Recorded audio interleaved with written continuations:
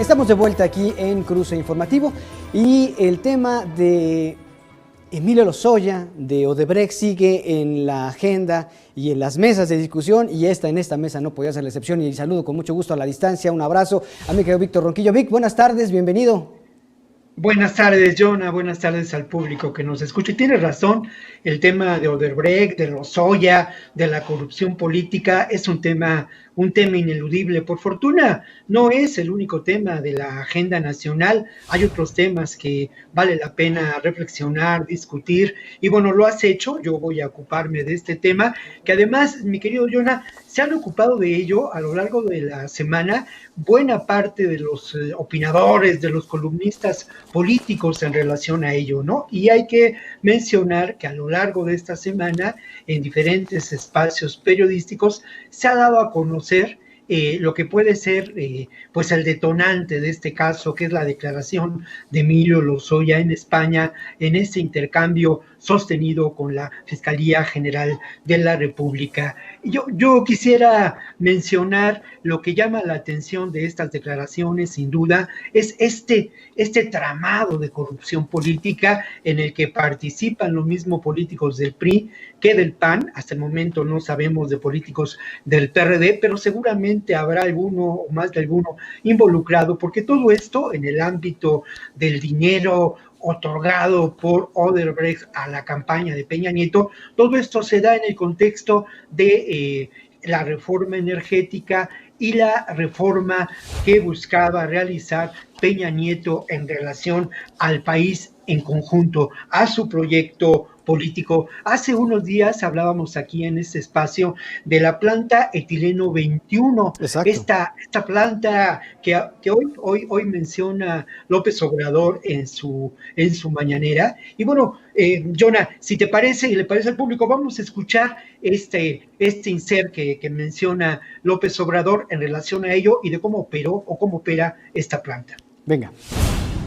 Luego se supo también que habían tenido un trato preferente porque esta empresa Odebrecht construyó una planta de etileno en el sur de Veracruz y logró contratos muy benéficos para que Pemex le vendiera gas a esta planta a precios bajos, gas que se utilizaba para abastecer a las plantas petroquímicas de Pemex. O sea, se dejó sin gas a las plantas petroquímicas de Pemex. Vic.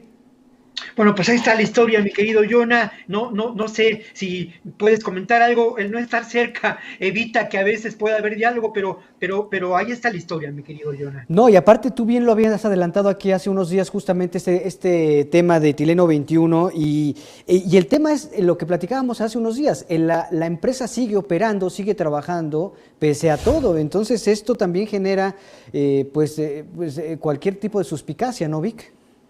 Sí, y mira, lo que pasaba y cómo funcionaron las cosas es que Odebrecht, esta compañía brasileña, tenía recursos suficientes para invertir en corrupción. Había, como decíamos, un área específicamente relacionada a ello.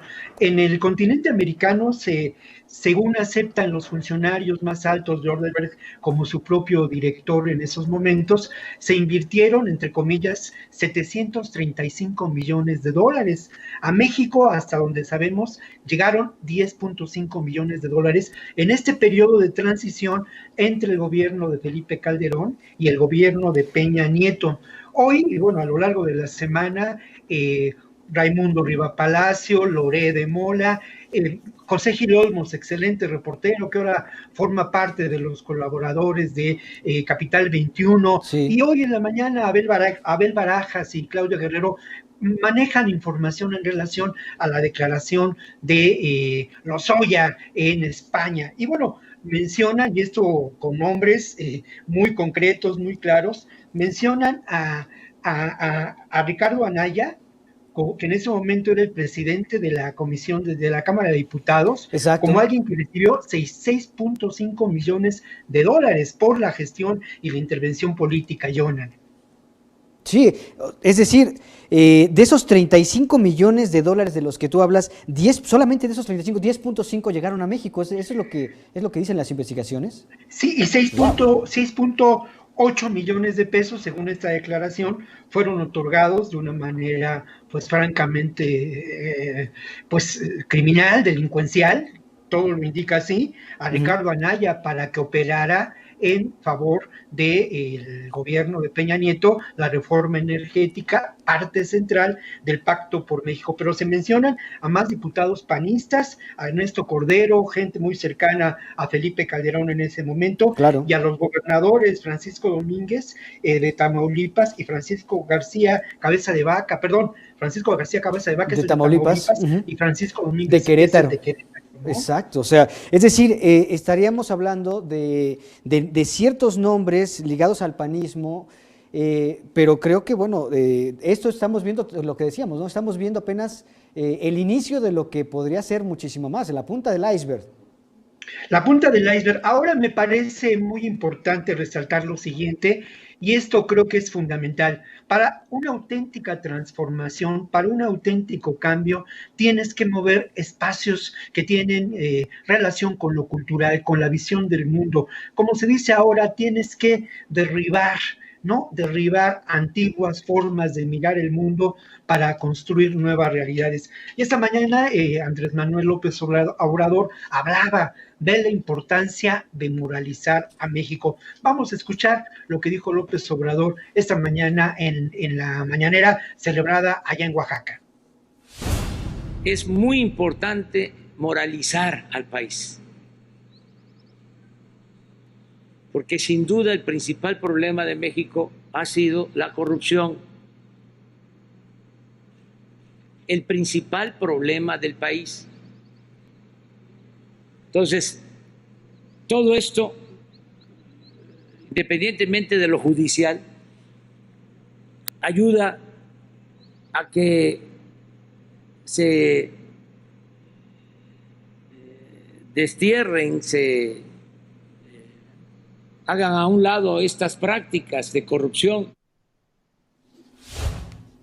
Bueno, y es muy interesante que esto se haya dado en Oaxaca, donde precisamente esta realidad política, cultural, sí, de un estado que se encuentra en el empobrecido sur del país, es importante resaltar, tiene que ver con los usos y costumbres, con una visión diferente a la del capitalismo salvaje, el neoliberalismo. Es una afortunada coincidencia. Y bueno, Jonah, en la última parte de esta mañanera celebrada allá en Oaxaca, yo seleccioné para cerrar esta intervención lo que ocurrió primero, que fue la participación del gobernador Murat, por cierto, en un tono definitivamente priista, que recuerda los viejos tiempos de la cargada. Murat habló del federalismo. Vamos a escuchar y luego regresamos, mi querido Jonah, a comentar esta otra intervención de Murat. La coordinación funciona, el federalismo funciona, y hay que señalar que el día de hoy, 24 de julio, marca un parteaguas para la historia de Oaxaca, el antes y el después, porque esta gira, señor presidente, de supervisión marca 3 proyectos estructurales que cambiarán para siempre el rostro de Oaxaca y del sureste. Pues ahí está. Es interesante, Jonah, el asunto de la infraestructura, ¿no? El canal interoceánico, ¿no? Toda esta obra, y bueno, las carreteras, en fin, la infraestructura como un elemento central de la transformación que propone López Obrador en el actual gobierno. Exactamente, como bien dices, al bien estilo priista, del cual pues él tiene la escuela totalmente de su padre. Mi querido Vic, te agradezco mucho estos comentarios el día de hoy, viernes, y te escuchamos hoy en la noche con nuestros compañeros Azul Alzaga y con Juan Becerra, que seguirás ampliando justamente el tema de Lozoya. Así es, pues nos encontramos con el público que nos acompaña en la noche, y bueno, ya espero, tengo ansias de estar allá con ustedes en el foro. Por lo pronto, Un saludo a todo el staff, a la producción y bueno, obviamente a ti, mi querido Jonah, y pues ya estaremos en contacto a principios de la semana entrante. Hasta luego. Exactamente, un abrazo a la distancia, me quedo Víctor Ronquillo con este tema de justamente de todo lo que tiene que ver con lo que está sucediendo alrededor del caso Lozoya, Odebrecht y todo esto, y esta planta de la que él, por cierto, Etileno 21, de la que él aquí en esta mesa habló antes que nadie.